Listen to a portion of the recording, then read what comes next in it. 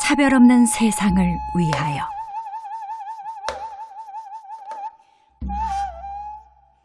어쨌든 집강소는 몇 고비의 과정을 거쳐 마지막 단계로 접어들었다.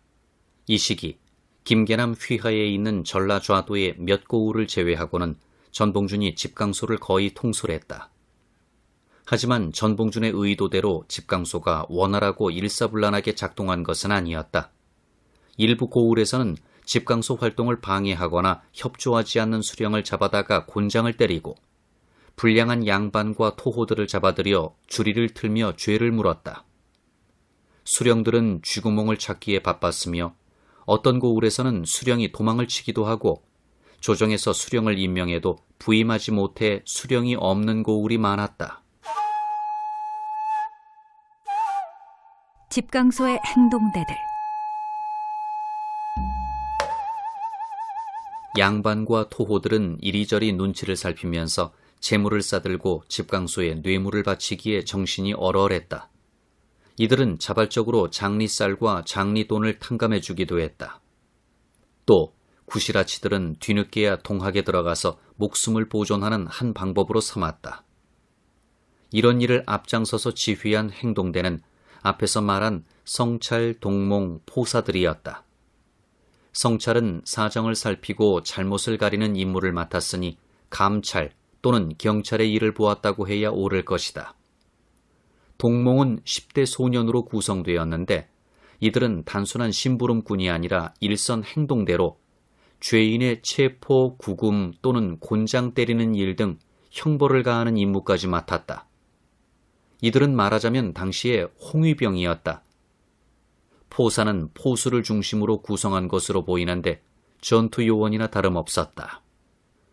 포사는 벼슬아치와 양반 토호들에 대한 적대감이 특히 강했다. 전봉준이 이들의 과감한 행동을 막으려 노력했으나 일선에서는 잘 먹히지 않았으며 집강들도 세차게 터져나오는 본물을 막을 수 없었다. 김계남과 그 산하의 농민군은 오히려 과격한 행동을 장려했다. 전개된 여러 정황으로 보아 포사가 집강소의 중심 세력이라 해도 틀리지 않을 것이다. 남원 등지에서 일어난 구체적 행동을 몇 가지 사례를 통해 알아보자. 먼저 강제 혼례를 들 수 있다. 양반집에 나이가 찬 딸이 있으면 수건을 문에 걸어두고 나패라고 불렀다. 한번 수건을 걸어놓으면 처녀의 집에서는 감히 다른 데로 시집 보내지 못했다. 이를 늑혼이라 불렀다. 그리하여 딸이 있는 사족과 양반, 여염의 백성들은 늑혼을 피해 매파를 기다리지 않고 택일도 하지 않은 채 각각 끼리끼리 귓속말로 혼인을 약속하고 물을 소반 위에 올려놓고 손을 끌어 초래를 올렸다. 그리고 촛불을 들고 곧바로 신랑의 집으로 갔다. 야단스럽고 시끄럽기가 미치광이 같았다고 하여 민간에서는 이를 3일혼이라 했다. 오늘 맞대어 서로 약속하고 명일 초래를 치르고 또 그 다음날 신랑 집으로 갔다. 그러니 사흘 만에 후딱 혼인을 해치우는 것이다. 그래서 14살 이상의 처녀는 안방에 없었다 한다. 이해 동짓달이 끝날 쯤에는 이들이 늑혼을 하고자 해도 처녀들이 없었다. 모두 전내 나는 어린이들로 머리를 틀고 비녀를 꽂고 있었다. 그래서 동몽들이 안방을 엿보고 웃거나 욕을 해댔다. 또 혼례식을 치를 적에는 양반의 부녀자를 불러내 등롱을 들려 따르게 하고 시중을 들게 했다. 여러 가지 혼례의 절차에도 양반의 아들들을 불러내 일을 시켰다. 예전 종들이 하던 일을 양반가의 부녀자와 아들들에게 시켰던 것이다. 유세한 집의 처녀를 유린하는 일은 일반 농민군이 아니라 바로 성찰, 동몽들이었다. 또 이들의 출신 신부는 천인이나 노비여서 신분 해방의 일을 추진하는 데도 과감했다. 심지어 남원 김계남의 부하와 고창 홍락관의 휘하에는 천인 부대가 별도로 있었다. 황현은 이들이 다음과 같은 행동을 서슴지 않았다고 기록했다. 무릇 남의 노비로 도둑을 따르는 자는 말할 것도 없거니와 비록 도둑을 따르지 않는 노비도 모두 도둑들에 묶여 상전을 겁주었다.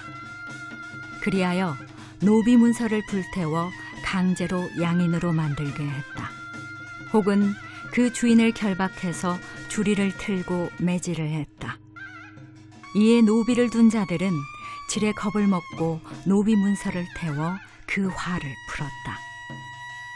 순박한 노비들이 더러 태우지 말기를 원했지만 기세가 원체 거세어 상전들이 더욱 두려워했다. 혹 사족의 노비 상전이 노비와 함께 도둑을 따르는 자들은 서로 접장이라 불러 그 법을 따랐다. 백정 제인의 부치가 평민 사족과 더불어 맞절을 하자 사람들이 더욱 이를 갈았다.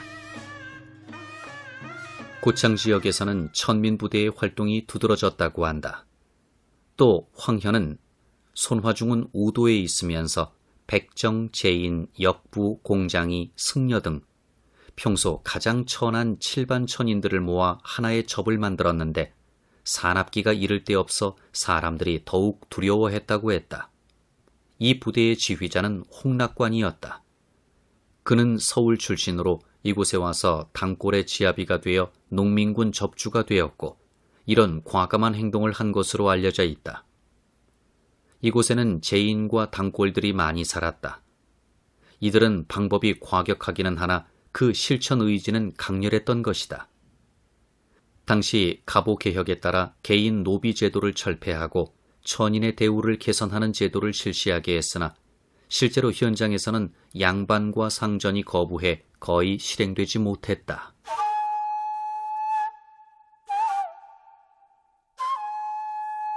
전봉준의 리더십.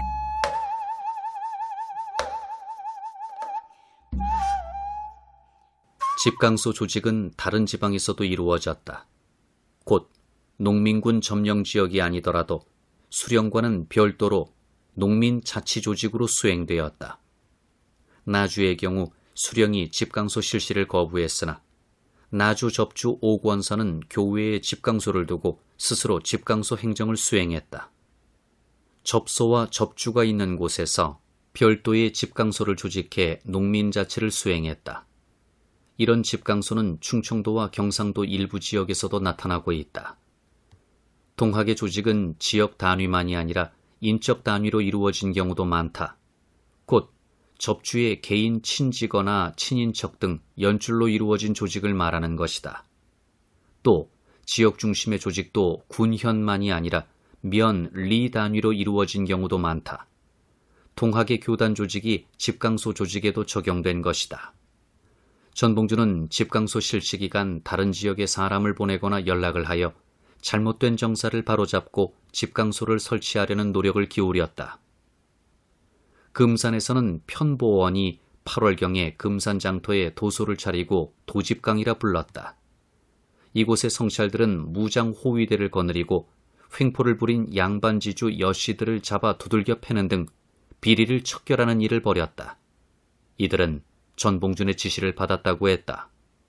또 최달고는 하동 출신인데 두 사람의 부하와 함께 전봉준의 이름이 적힌 경문을 들고 염찰사라고 하면서 경상도 남쪽의 고을들을 찾아다녔다.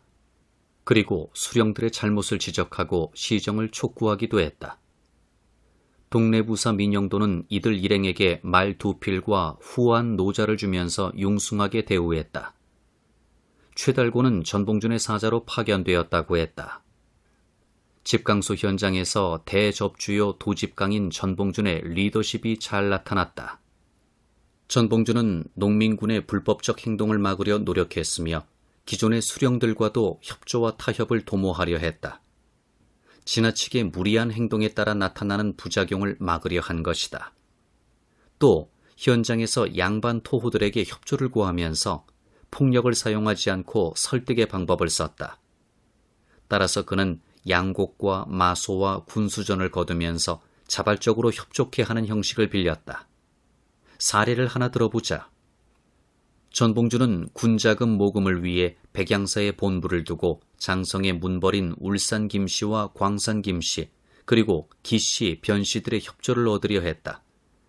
그는 이들 문중의 인사를 불러놓고 나라의 형편과 관리의 부정과 농민군의 소임을 말하고 양곡과 군수전을 자발적으로 염출하도록 설득해 소기의 성과를 얻었다.